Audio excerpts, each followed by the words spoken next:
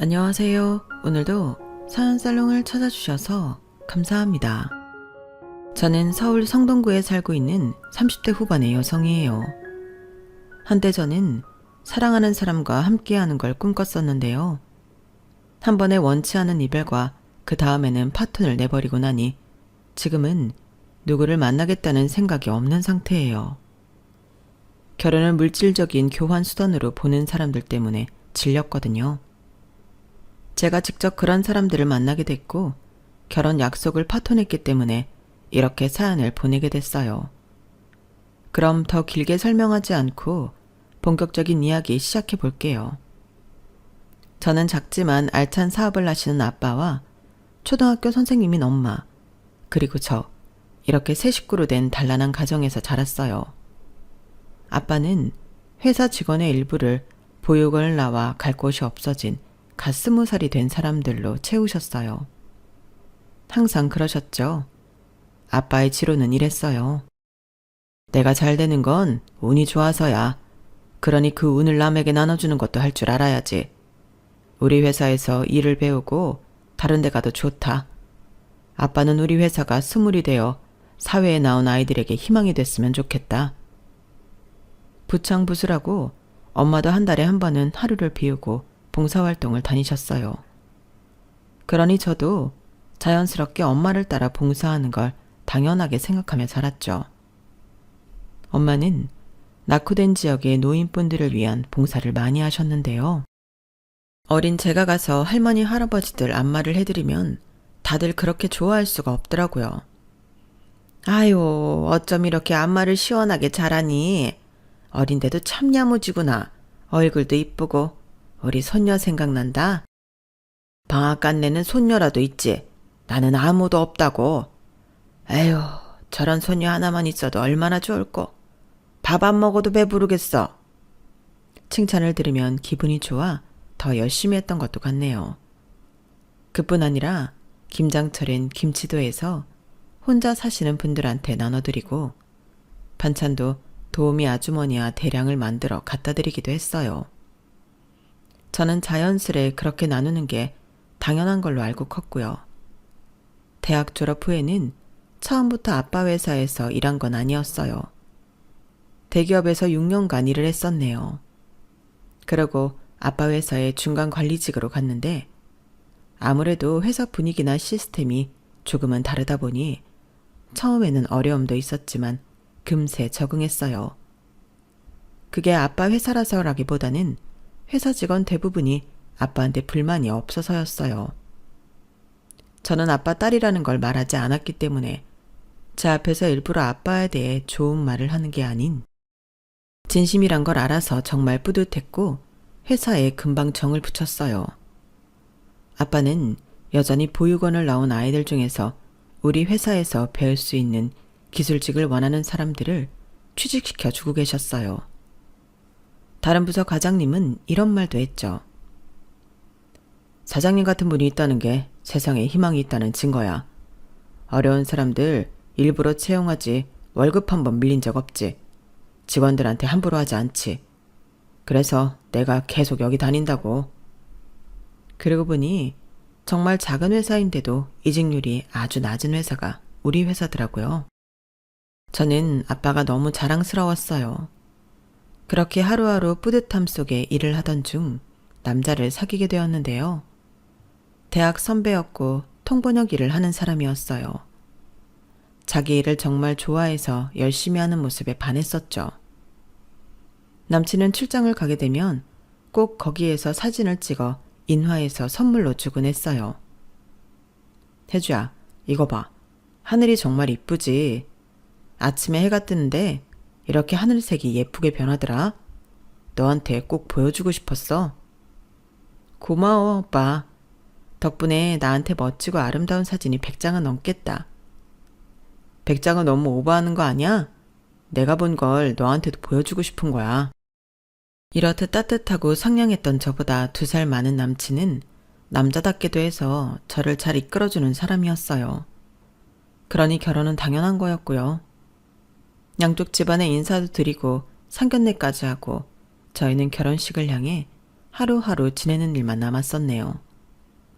아들만 둘 있는 남친 집에서는 저를 딸처럼 여겨주셨고 오로지 저만 바라보고 사시던 부모님은 남친을 아들처럼 아껴주고 좋아하셨어요. 누가 봐도 집안 어른들까지 아주 잘 만났다고 할 정도였죠. 하지만 이 모든 걸 남친이 어느 날 일을 하다가 쓰러지면서부터 무너져 버렸어요. 남친은 회사 중역에 통역을 맡아서 회의를 하다가 갑자기 쓰러졌다고 했어요. 연락을 받고 응급실에 부랴부랴 간 저는 헬스한 얼굴로 누워있는 남친을 보게 됐네요. 바쁘다고 일주일 정도 못 본 것 같은데 저렇게 다른 사람이 되어 있다니 놀랍기만 했어요. 그리고 저도 모르게 눈물이 나왔어요. 정신을 차린 남친은 저를 보더니 일어나려고 하더군요. 제가 말리며 말했어요. 아프면 회사를 쉬면 되지 뭐하러 억지로 나가서 일을 하다가 이렇게 쓰러져. 결혼 전에 이러면 어쩌려고 그래. 나 걱정시키고 싶어? 그럴 리가 있어. 미안해. 요새 좀 어지럽고 소화도 안 되기는 했어도 대수롭지 않게 생각했는데 이렇게 될 줄은 생각도 못했어. 내가 MRI고 뭐고 다 찍어달라고 했어. 혈액 검사도 전부 다 한댔고. 그것 말고도 병원에서 시키는 거 전부 다 해야 돼. 알았지? 알았어. 혜주 네가 시키는 대로 다 할게. 남친은 저를 보고 애써 웃었지만 힘이 하나도 없었어요. 그런 모습을 보는 저는 너무 속상했고요. 그때까지만 해도 심각한 병이 있을 거라고는 남친도 저도 상상하지 못했어요. 제가 남친한테 몸 좀 아끼라고 엄포 놓느라고 그런 거였고 이참에 건강검진 제대로 하면 좋을 것 같아서 그랬던 것 뿐이었죠. 하지만 마른 하늘의 날벼락이라고 남친은 뜻밖에도 최장암 말기 판정을 받았어요. 저와 남친은 잘못 나온 검사일 수도 있다고 생각해 소위 말하는 빅5 병원 중에 한 곳에 가서 다시 전부 검사를 했네요. 하지만 결과는 마찬가지였어요. 눈앞이 캄캄해진다고 하잖아요. 저는 정말 그걸 실제로 겪었어요. 남친은 암 환자가 되어 항암 치료에 들어갔고 그 모습을 보는 저는 황망하기 그지없었어요. 남친이 힘들어하는데 저는 아무것도 해줄 수 없다는 게 제일 힘들더라고요. 오빠 너무 힘들어하는 것 같아서 어쩔 줄 모르겠어. 차라리 내가 할 수 있으면 내가 했으면 좋겠어. 오빠처럼 좋은 사람한테 왜 이런 일이 일어났지? 너무해 진짜. 그런 말 하지 마. 생각해보면 내가 내 몸을 너무 혹사했어. 그저 내가 원하는 일이라고 몸이 힘든 거 무시하고 막 나가다가 이렇게 된 거야. 나야말로 혜주 너한테 정말 미안하다. 결혼 앞두고 이렇게 돼버려서. 혜주 웨딩드레스 입은 거 보고 싶었는데. 저는 남친이 보고 싶은 제 웨딩드레스 모습을 직접 보게 해줘야겠다는 일념으로 열심히 간호를 했어요. 하지만 남친은 하루가 다르게 쇠약해져 가기만 했고 항암 치료도 그닥 효과가 없는 것 같았어요. 병원에서도 사실상 힘들다고 했고요.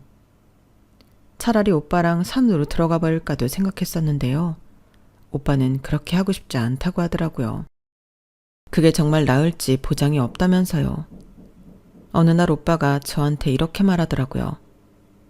혜주야, 널 만났던 것만으로도 내 삶은 굉장히 멋졌다고 확신해. 날 만나주고 내 옆에서 있어줘서 진심으로 고맙다. 오빠, 그게 무슨 소리야. 왜 떠날 사람처럼 그런 말을 해. 오빠 괜찮아질 거야. 그러니까 약한 소리 하지 마. 그토록 기적이 일어나길 바랐지만 남친은 몇 주 후에 세상을 떠나고 말았어요. 정말 믿어지지 않았고 모든 게 거짓말 같기만 했어요. 식장에서도 내내 멍하니 있다가 미친 듯이 울다가를 반복했네요. 남친 부모님은 그런 저를 불러 이렇게 말씀하셨어요. 혜주야, 우리 아들 끝까지 지켜봐줘서 고맙다. 태훈이가 행복하게 저 세상 갔을 거다. 그리고 우리 인연도 여기까지인 것 같다. 네가 태훈이보다 더 좋은 사람 만나서 잘 사는 게 우리도 돕고 태훈이도 편하게 해주는 거야. 알았지? 그러니 우리 이제 그만 만나고 각자 갈 길 가자꾸나. 그게 어떤 말인지 너무 잘 알기에 저는 그저 울기만 하고 아무 대답도 할 수 없었어요. 저는 남친 부모님 옆에 남고 싶었지만 그게 더 그분들 마음을 후벼 판다는 것도 알고 있었거든요. 저를 볼 때마다 아들 생각이 날 텐데 얼마나 가슴이 아프시겠어요. 그렇게 저는 남친 부모님과도 이별을 하고 말았네요. 한동안은 눈물이 마를 날 없이 지냈어요. 물론 부모님 앞이나 회사에서는 티를 내지 않았지만 매일 울면서 남친 생각을 했어요. 그러다 보니 꾸역꾸역 밥을 먹어도 살은 계속 빠졌고 부모님도 저를 걱정 많이 하셨어요. 그래서 일부러 저를 한 달 동안 유럽 여행도 보내시고 같이 국내 여행도 많이 데려가 주셨죠. 그래도 안 되겠는지 하루는 엄마가 저한테 말씀하셨어요. 혜주야, 차라리 힘들다고 말해. 그리고 울어. 누가 너더러 울면 안 된다고 할 사람 있니? 그냥 속 시원하게 울어라. 우리 너무 배려하지 않아도 되니까 아무 때나 너 하고 싶은 대로 해. 엄마의 그 말에 저는 무너지고 말았네요. 엄마 품에 안겨 어릴 때로 돌아가 얼마나 울었는지 몰라요. 엄마도 저를 안고 펑펑 우셨고요. 그렇게 엄마와 껴안고 하룻밤 자고 났더니 좀 개운하긴 했어요. 세상이 좀 다르게 보이기도 했고요. 부모님도 그새 안색이 안 좋아지셨다는 걸 깨달았어요. 제 걱정을 하느라 그렇게 되신 거였죠. 저는 이대로 있어서는 안 되겠다고 남친이 저 세상으로 가고 1년도 더 지나서야 깨달았어요. 그때부터 기운을 차리고 회사 일도 더 생기 있게 해나갔고 엄마와 함께 김장 담궈서 어려운 분들에게 나눠드리기도 했네요. 여기저기 봉사도 다녔고요. 할머니, 어깨 많이 뭉쳤으니까 꼭 물리치료 받으러 가세요. 끼니 거르지 마시고 꼭 챙겨 드시고요. 아셨죠? 반찬 없으신 말만 하세요. 제가 갖다 드릴 테니까 아껴서 드시지 마시고요. 아유, 이렇게나 나를 생각해 주다니 너무 고맙네. 내가 말년에 무슨 복으로 아가씨 같은 사람을 만났을까? 내가 괜히 젊은 사람 고생시키는 것 같아 미안해. 그런 말씀 마세요. 저 괜찮으니까 말씀만 하세요. 그게 전 더 좋아요. 그러면서 운동도 시작했어요. 새벽 달리기를 하다가 본격적으로 PT를 등록했고 전문 트레이너의 도움을 받으며 운동을 하다 보니 마음도 새로워지더라고요. 이것저것 배우러도 많이 다녔고 영화도 많이 봤어요. 그렇게 혼자 있는 시간을 갖지 않고 활동을 많이 하다 보니 조금씩 남친을 떠나보낼 수 있게 되더군요. 시간이 지나며 가슴속의 상처도 점점 아물어서 남들처럼 평범하게 살 수 있게 되었어요. 그렇게 정신없이 살다 보니 어느덧 7년이라는 시간이 흘렀고 제 나이는 30대 후반을 향해 가고 있었어요. 정신을 차려보니 친구들은 대부분 결혼을 했고 학부모가 된 사람도 있더라고요. 문득 쓸쓸하다는 생각이 들었는데 지인이 저한테 소개팅을 하라고 하더라고요. 변호사라고 해서 만나기 부담스러웠는데 지인 손에 잡혀 억지로 만나는 곳까지 끌려갔어요. 그렇게 어색한 첫 만남을 갖고 난 후 보니 의외로 저와 잘 맞는 부분이 있는 것 같더라고요. 혜주 씨는 어떤 인생을 꿈꾸세요? 낭만적으로 들리겠지만 목표가 뭔지 알고 싶네요. 전 제 일도 잘하고 힘든 사람들도 돕고 싶어요. 인생은 혼자만 살아가는 게 아니라 세상하고 더불어 살아간다고 생각하거든요. 저도 공경에 처한 사람들을 돕고 싶어서 변호사가 됐어요. 저로 인해서 법을 잘 몰라서 어려움을 당한 사람들이 안심할 수 있다는 게 참 좋더라고요. 괜찮은 사람이다 싶었고 그렇게 전 그 남자와 연인이 되었어요.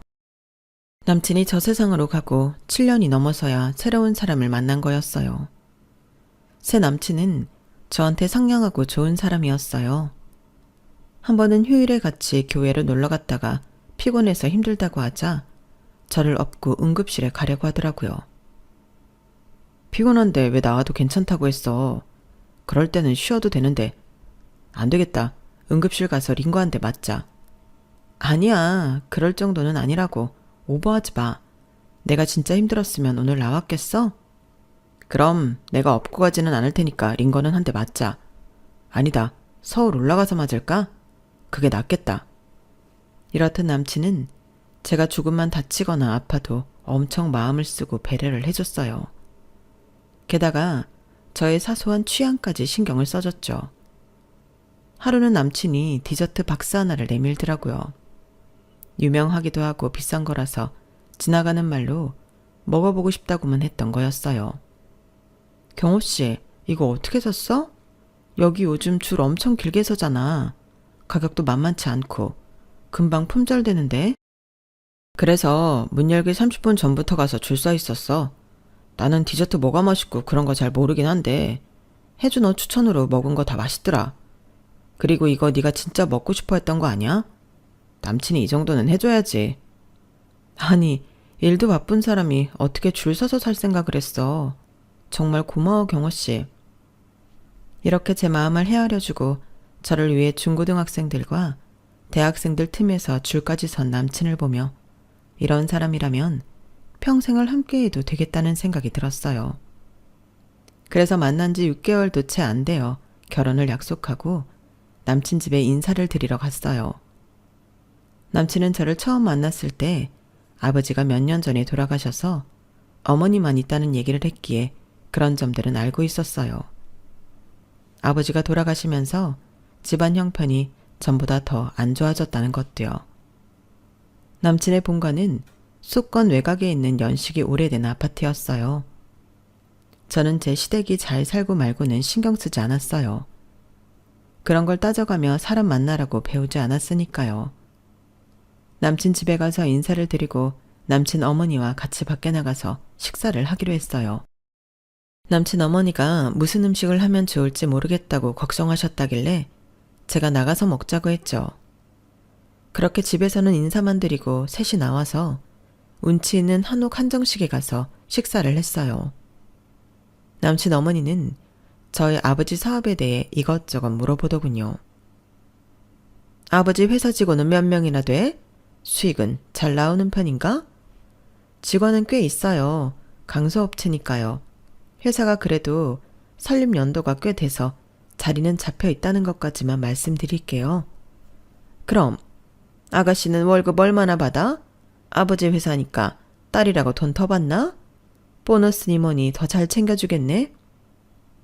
회사 방침에 따라서 받지 제가 더 받고 말고 하는 건 없어요. 저는 좀 당황스러웠지만 곤란하지 않은 선에서 대답을 했어요. 남친은 남동생도 한 명 있었는데 뒤늦게 식사 자리에 오더니 꽤나 무례한 질문을 하더라고요. 형수, 솔직히 우리 형 변호사라 잡은 거죠. 그 집안처럼 장사로 돈 번 사람들이 원하는 게 사회적 지위잖아. 그러니까 우리 형같이 돈도 잘 벌고 존경받는 변호사인 게 좋겠지. 형수 완전 노났네요, 인생. 첫 만남에서 너무하는 것 같아 집에 돌아오는 길에 남친한테 섭섭한 티를 냈어요. 근데 경호씨 어머니도 그렇고 동생도 그렇고 돈 얘기에 변호사가 어쩌고 저쩌고 왜 그런 말들만 하는 거야? 어머니도 너무 돈 얘기에 집착하시는 것 같아서 기분이 좀 그랬어. 아빠 돌아가시고서 갑자기 집안이 어려워졌다고 했잖아. 그 후로 엄마가 이래저래 마음고생 몸고생 하셔서 더는 고생하고 싶지 않다는 생각이 있으셔서 그래. 혜주 너네는 살면서 경제적인 일로 큰 굴곡이 없었던 것 같으니 궁금해서 그러신 거고. 그러니까 너무 마음에 두지 마. 남친 말대로 저는 그렇게 이해하기로 했고 남친도 저희 집에 인사를 왔어요. 남친이 워낙 밝고 사교성 있게 행동하니 부모님은 웃으며 맞아주셨어요. 저한테만 잘하면 된다고 하셨고요. 아버님 회사에서도 어려운 일 있으면 저한테 연락 주세요. 부담 전혀 가지실 필요 없습니다. 회사에 법적 대응을 하는 부서가 있기는 하지만 자네 말도 기억해 두겠네. 남친은 그 후에 저와 엄마가 봉사활동하는데도 따라와서 같이 봉사를 했어요. 변호사 티도 내지 않고 할머니 할아버지들한테도 잘하더라고요. 엄마는 그런 남친을 보며 말없이 웃기만 하셨어요. 그저 저한테만 잘하라고 하셨고요. 지금 생각해보면 부모님은 남친이 썩 마음에 들지는 않았지만 저 생각해주는 마음 하나만 보셨던 것 같아요. 그렇게 시간이 지나 상견례 날이 되었어요. 상견례 자리에서는 저희 신혼집 이야기도 나왔고요. 남친 어머니는 굉장히 곤란한 표정으로 이렇게 말하더군요. 사실 저희가 애들한테 좋은 집 구해줄 형편이 안 됩니다. 애 아빠 돌아가신 후부터 계속 힘들었어서 이제 겨우 숨 좀 돌릴만 하거든요. 그런 거라면 걱정 안 하셔도 됩니다. 애들 살 집은 저희가 마련해 보겠습니다. 요즘 신혼집을 꼭 남자가 해야 된다는 법은 없지 않습니까? 아우, 그렇게 말씀해 주시니 감사하네요. 저희가 형편이 안 돼서 곤란했는데 이렇게 마음 트이신 분이어서 다행입니다. 라며 남친 엄마는 부모님 말을 굉장히 좋아했어요. 사실 아빠는 부동산을 몇 개 사둔 게 있어서 그걸로도 꽤 개인 자산을 모으셨거든요. 그래서 저희 집 문제로 곤란할 거 없다고 선뜻 말씀하신 거였어요. 남친 어머니는 집이 해결됐다고 굉장히 좋아했죠. 저 역시 덕분에 신혼생활을 편하게 할 수 있어서 정말 감사했어요. 그날 상견례는 별 탈 없이 잘 마쳤고 그렇게 며칠이 지났어요. 본격적으로 결혼 준비에 들어갈 즈음이었죠. 그런데 남친 어머니가 저를 부르더니 자기가 이것저것 적어봤다며 종이를 건네주더라고요. 예, 혼수 내가 미리 다 적어봤어. 혼수는 여자 쪽에서 해오는 거 너도 잘 알지? 괜히 여기저기 돌아다닌다고 시간 낭비할 거 없다. 내가 적은 대로만 해오면 돼. 아, 네. 근데 가전제품은 비싼 거 사두면 오래 쓸 테니 그렇다 치더라도 가구에 자잘한 것들까지 다 너무 비싼 것들이라 부담스러워요. 그리고 이런 말씀 드리기는 좀 그렇지만 집도 저희 아빠가 해주시는데 혼수까지 이렇게 비싼 걸로만 저희 쪽에서 다 부담하는 건 형평성에 어긋나는 것 같아요. 이게 왜 형평성에 어긋나니? 어차피 넌 우리 경호랑 결혼해서 경호가 벌어다 주는 돈 평생 쓸 거 아니야. 예, 사짜 신랑을 거저먹으려고 들면 되니? 사짜랑 결혼하려면 이건 기본이야. 너 그것도 몰라? 상견례를 하기 전까지는 상상도 못하던 말들이었어요. 그 전까지는 감쪽같이 본 모습을 숨기고 있다가 상견례 끝나고 결혼 준비를 제대로 시작하니까 다짜고짜 고가의 혼수를 요구하는 거예요. 저는 너무 황당하고 어이가 없었지만 바로 뭐라 할 수가 없었어요.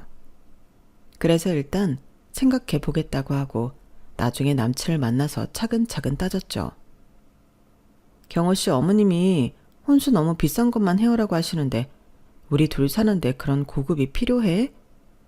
그냥 우리끼리 있는 돈에서 적당히 하면 되지. 어머님하고 도련님 옷까지 엄청 비싼 옷을 해오라고 하셨어. 나 이건 좀 아닌 것 같아. 그리고 솔직히 우리 아빠가 집까지 해주시는데 이걸 다 나보고 하라고 하는 건 불공평하잖아. 이게 다 내가 경호 씨가 벌어다 줄 돈 생각하면 아무것도 아니라는 식으로 말씀하시는데 이게 말이 된다고 생각해? 네가 생각할 때 그럴 수 있어. 불합리하게 느껴지는 거 이해해. 근데 엄마 말이 맞긴 하잖아. 내가 지금 돈이 없는 거지. 앞으로를 생각하면 내 가치가 훨씬 높잖아. 그러니까 그건 맞는 말이야. 너희 집에서 더 돈을 많이 쓰는 게 당연한 것 같은데? 저는 남친이 이런 말을 하리라고는 상상도 못해서 완전 충격을 받았어요. 평소에 변호사라고 젠 척한 적도 없고 돈에 연연하는 건 더더욱 없었거든요. 그동안 남친이 저한테 보여줬던 모습들이 진실하다고 여겼기 때문에 쎄한 건 단지 기분 탓이라고 넘기기로 했어요. 하지만 얼마 안 가 남친 어머니는 더 황당한 말을 하더라고요. 내가 우리 친척들한테 돌릴 한복할 집 알아놨다. 강남에 있는 데니까 그렇게 알고 미리미리 준비해. 한복은 가족이나 아주 가까운 친척한테만 하면 되는 거 아닌가요? 근데 남친 어머니는 완전 비싼 고급 한복집에서 남친 친가 쪽 사촌까지 외가는 8촌쯤 되는 사람한테까지 다 하라는 거였어요. 거기에 더해 남친 동생도 거들더군요. 형수, 저 옷 하나 갖고는 안 될 것 같아요. 우리 양복 사기로 한 데에서 요즘 스타일로 한 벌만 더 해줘요. 결혼식 날 입을 건 좀 꼰대스러워서 어디 입고 다니기 좀 그래요. 그리고 거기에 맞게 시계 하나 해줄래요? 옷에 맞는 구두 있는데 시계가 없네. 이왕이면 롤렉스, 오케이? 도련님, 평소에 롤렉스 차고 다니면 너무 부담스럽지 않겠어요? 결혼식 때만 찰 거면 낭비잖아요. 도련님 나이대에도 안 어울리고요. 그건 내가 알아서 해요. 형수는 사주기만 하면 되고요. 아, 진짜 갑갑한 사람이네. 이렇게 무례하고 오만한 남친 동생은 얼마 전 회사에서 해고를 당해 집에서 노는 중이었어요. 연예기획사 매니저였다는데 얼마 못 가고 그만뒀다는 거예요. 남친 어머니는 자꾸 저한테 자기 둘째 아들을 우리 아빠 회사에 취직시켜 주라고 하더군요. 하지만 저도 보는 눈이 있는데 그럴 순 없었어요. 제가 안 된다고 하자 남친 어머니는 눈에 쌍심지를 켜고 저한테 뭐라고 하더군요. 너 지금 우리 둘째 무시하는 거야? 걔가 전에 회사는 적성에 안 맞아서 그랬던 거고 앞으로는 뭐가 맞는지 네가 옆에서 데리고 있으면서 이것저것 시켜보면 되잖아. 그렇게 해서 애가 할 수 있는 일을 찾아줘야지. 니네 그것도 회사고 너는 주제의 사장 딸이라고 내 앞에서 잘난 척하는 거냐? 정말 별것도 아닌 것들 사돈으로 드리려니까 배알 꼴려 죽겠네. 이런 지경인데도 남친은 자기 집안에 대해 아무 문제점을 못 느끼더라고요. 오히려 저한테 뭐라고 했어요. 우리 이제 한 가족이야. 좀 엄마 말도 들어주고 해라. 우리 엄마가 그렇게 말도 안 되는 요구를 하는 것도 아닌데. 그리고 형수 될 사람이 통 크게 돈도 쓰고 척척 좀 해주면 좀 좋아. 저는 그렇게 말하는 남친을 보고 전에 쎄했던 게 착각이 아니라는 걸 깨달았어요. 지금까지 알고 있던 괜찮은 사람이 아니더라고요. 그러다가 한번 남친 본가에 갔는데 남친 어머니가 이렇게 말했어요. 너 결혼하고 나면 우리 집 주위에 한 번은 올 거지? 내가 우리 경호 변호사 만드느라 얼마나 했었는데. 당연히 며느리 있니가 그 정도는 해야 되지 않겠어? 마음 같아선 나랑 같이 살라고 하고 싶은데 많이 봐준 거다. 어머니, 그건 좀 힘들 것 같아요. 제가 평일에 노는 것도 아니고 계속 출근하는데요. 주말에라도 좀 쉬어야 되고요. 2주에 한 번도 아니고 매주는 좀 힘들 것 같아요. 내가 널더러 매일 오라고 해? 일주일에 한 번 오는 게 뭐가 어렵다는 거냐? 아, 나 정말 요즘 것들은 며느리 노릇 안 하려 든다더니 내가 딱 그런 며느리를 만났네. 저는 이 결혼을 하는 게 정말 맞는지 심각하게 고민하기 시작했어요. 분명히 상견례 하기 전까지만 해도 이렇지 않았는데 상견례 끝나고 결혼식 날짜 잡히고 나니 다들 이렇게 변하는 건지 이해가 안 되더라고요. 결혼을 깨고 싶은 생각만 굴뚝같이 커지던 어느 날 아빠가 말씀하셨어요. 혜주야, 내가 니들 신혼집으로 알아봤는데 평수가 24평짜리 딱 괜찮은 게 있더라. 둘이 살 건데 그 정도면 충분하지 않겠니? 그럼 아빠 당연하지. 그것도 클 것 같아. 청소니 뭐니 손 가는 것도 많은데 더 클 필요도 없고. 아빠 정말 고마워요. 저는 다음날 남친을 만나 신혼집 이야기를 했어요. 그런데 남친이 생각지도 못한 말을 하는 거였어요. 24평이라고? 난 당연히 36평이나 40평 정도 생각하고 있었는데. 야, 24평이 뭐야? 24평이 뭐냐니. 우리 둘이 살기에는 그것도 넓지 않을까? 방도 3개라는데. 아빠가 나 생각해서 신혼집 해주신다는데 그게 몇 평이든 감사할 일 아냐. 그러지 말고 이왕 해주시는 거 더 큰 집 알아봐달라고 해. 장인어른 사업하시면서 왜 그렇게 시야가 좁으시냐. 나 변호사야, 변호사. 변호사가 누가 20평대 아파트에서 신혼을 시작하겠냐? 내가 최소 30평까지는 양보할 테니까 그렇게 말씀드려. 그거 못 해준다고 하시면 이 결혼 물린다고 해. 난 이 결혼 못하겠어. 순간 그동안 애써 버티고 있던 제 마음이 남친한테서 완전 떨어져 나갔어요. 남친 어머니나 동생이 말도 안 되는 요구를 하는데도 남친은 저한테만 뭐라고 했었잖아요. 쎄한 느낌이 맞았던 거였어요. 남친은 봉사를 좋아하고 털털한 사람이 아니라 자신이 변호사라는 걸 이용해서 저희 집에서 뜯어낼 수 있는 대로 뜯어내려는 못된 인간이었어요. 그래서 저도 남친한테 말했어요. 그래, 그럼 하지 말자. 아파트 평수 때문에 결혼 안 하겠다는 사람하고 어떻게 살겠어. 됐으니까 끝내자. 뭐? 너 진심이야? 괜히 센 척하지 마. 그러다 후회해. 너 변호사랑 결혼하는 거야. 그런데 너나 니네 집은 너무 아니란 것 같아. 솔직히 우리 엄마가 뭘 그렇게 무리한 요구를 했냐? 내 동생도 마찬가지야. 내가 40평 아파트 받아도 우리가 손해나는 건데 그걸 모르냐? 그래, 너 손해니까 하지 마. 나도 결혼을 자기 직업 앞세워서 장사하듯 하는 사람하고 하기 싫어. 우리가 너나 니네 집에 빚졌니? 왜 우리가 죄 지은 것도 아닌데 그런 무리한 소리를 다 들으면서 결혼해야 돼? 그러니까 없던 걸로 하자는 거야. 참나. 그러면 뭐 내가 못할 줄 알아? 알았어. 파혼하자. 나도 20평짜리 아파트에서 궁상 떨며 사회노릇 할 생각 없어. 머무든 개가 머무든 게 나무란다고 남친은 오히려 저한테 큰 소리를 치더군요. 저는 제가 완전 사람 잘못 봤다고 후회를 하며 집으로 돌아왔어요. 그리고 파혼 얘기를 부모님한테 어떻게 전달할지만 고민하고 있었죠. 그런데 황당하게도 다음날 남친 어머니가 저를 회사에서 불러내더니 난리를 치는 거였어요. 너 대체 어떻게 된 거야? 그냥 니네 아버지한테 40평짜리 집으로 해달라고 하면 되잖아. 그걸 못하겠다고 파혼을 해? 네가 지금 경호 안 잡으면 네 손해다. 글로 들어온 복 도로 내쫓는 거라고. 내가 이번 한 번은 참을 테니까 니네 아버지한테 가서 잘 얘기해. 그리고 여기 혼수 목록 다시 가져왔다. 여기 있는 거 그대로 해온다고 하면 내가 없던 일로 넘어가 줄게. 그리고 결혼하고 나한테 한 달에 130만 원씩 보내라. 이것도 내가 많이 봐주는 거야. 대체 어떤 정신 상태면 저런 말을 할 수 있는 건가요? 아니, 변호사 아들이 그렇게 대단하면 더 대단한 여자랑 결혼하면 되지 않나요? 저는 말도 안 되는 소리를 하는 사람들과 더 이상 상대하기 싫었어요. 그래서 혼수 목록을 그 자리에서 박박 찢어 뭉친 다음에 카페 나가는 문 옆에 있는 쓰레기통에 버렸어요. 너 지금 나한테 시위하냐? 넌 무슨 애가 그렇게 무식하니?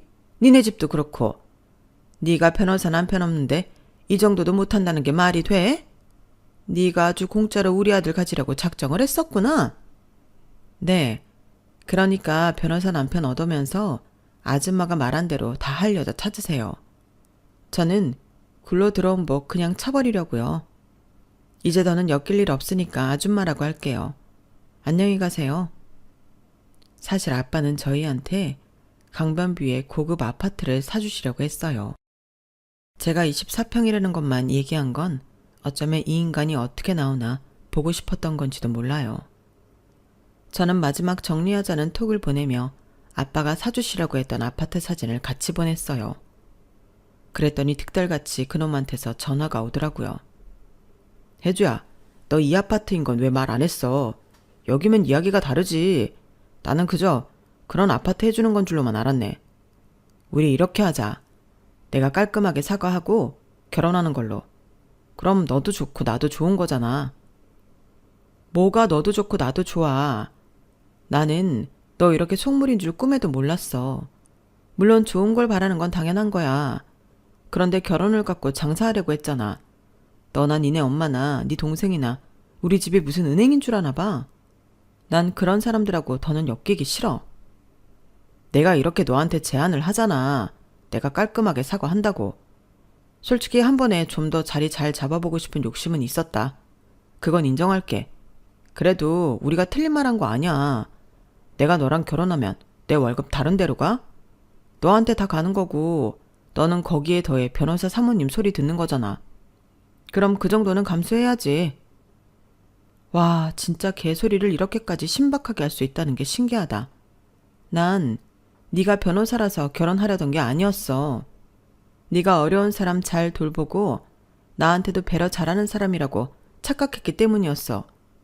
그런데 너는 그런 건 다 가식이었고 뭐든 돈도 나는 완전 속물인데 내가 왜 너랑 결혼을 하니? 너 변호사씩이나 돼서 머리가 왜 이렇게 나빠? 이게 네가 사과하면 깔끔해지는 거야? 정말 그렇게 생각해? 억지 부리지 마. 니네 집에 돈 싸다가 바칠 여자 찾던지 알아서 하라고. 혜주야, 이러지 말고 내 말 좀 들어봐. 저는 남친 전화를 일방적으로 끊고 그날 저녁 부모님한테 이 모든 이야기를 털어놓았어요. 부모님 역시 황당해서 말을 잇지 못했어요. 하지만 서로를 위하며 결혼까지 가지 않은 걸 다행히로 여기자고 했죠. 그렇게 저희는 결혼 준비하던 모든 걸 중단했어요. 저 역시 전처럼 일상을 보냈고요. 그런데 얼마 가지 않아 이놈이 자꾸 저한테 치근대는 거였어요. 혜주야, 우리 모든 걸 잊고 다시 시작하는 마음으로 만나면 안 될까? 나는 너 없으면 안 될 것 같아. 변호사고 뭐고 그런 거 다 잊고 다시 만나자. 어? 그런데 어느 틈에 아빠가 저를 쫓아오신 건지 저만치에서 오셔서 제 앞을 가로막고 서시는 거였어요. 남친은 놀라서 얼굴이 벌개지더라고요. 너 이 쓰레기 같은 놈, 당장 내 딸한테서 떨어져. 내가 너 다니는 로펌에도 다 알아봤는데 네 인성 아주 개차반으로 소문났더라. 네가 네 동료들한테 평생 빨대 꽂을 여자 찾았다고 했었다며. 내 딸을 뭘로 보고 그런 소리를 해? 당장 꺼지지 못해? 아버님, 제가 실수했어요. 사람이 실수 한 번은 할 수 있는 거잖아요. 그러니 노여움을 푸시고 저에게 다시 기회를 주세요. 제가 혜주한테도 잘하고 아버님 어머님한테도 정말 잘하겠습니다. 내가 너 같은 거한테 아버님 소리 들을 이유 없다. 네 속이 뻔한데 나더러 그 말을 믿으라고? 너 계속 이런 식으로 나오면 내가 네 로펌 대표 만날 거다. 저희 대표님을 아버님이 어떻게 만나요? 허, 그러니까 네 말은 내가 니네 대표 만날 급이 안 된다는 것 같은데 우리 회사 고문 변호사가 니네 대표 선배야. 알기나 해? 이럴 게 아니라 내가 지금 당장 니네 대표 만나서 따져야겠어. 어디서 이런 걸 고용했냐고 한마디 해야겠다. 아닙니다. 그런 뜻 아니었고요. 일단 알겠습니다. 하더니 남친은 꽁무니가 빠져라 도망가 버렸어요. 진짜 유치한 놈 아닌가요? 그 후로도 그놈은 저한테 문자 보내고 톡 보내고 구질구질하게 굴었지만 저는 그때마다 다 차단해버렸어요. 전화번호를 바꿀까도 생각했지만 그런 놈 하나 때문에 제가 불편하고 싶지는 않더라고요. 그렇게 남친을 정리해버리고 저는 지금 회사 일과 취미생활에 온전히 몰두하고 있어요. 지금 같아서는 그냥 결혼하지 말고 이렇게 사는 것도 나쁘지 않다 싶어요. 제 능력이 된다면 아빠 회사를 나중에 운영해보고 싶기도 하고요. 돈이라는 게 인생에 필요한 거는 맞는데 그게 전부는 아닌 건 확실한 것 같아요. 그게 전부가 되어버리면 사람이 취해지는 건 시간 문제더라고요. 그래서 저는 남친과 파혼한 걸 잘했다고 생각하고 있어요. 제 이야기는 여기까지예요. 다들 어떠셨나 모르겠네요. 제 이야기에 공감해 주신다면 댓글 많이 달아주세요. 끝까지 들어주셔서 감사해요. 오늘 하루도 행복하세요.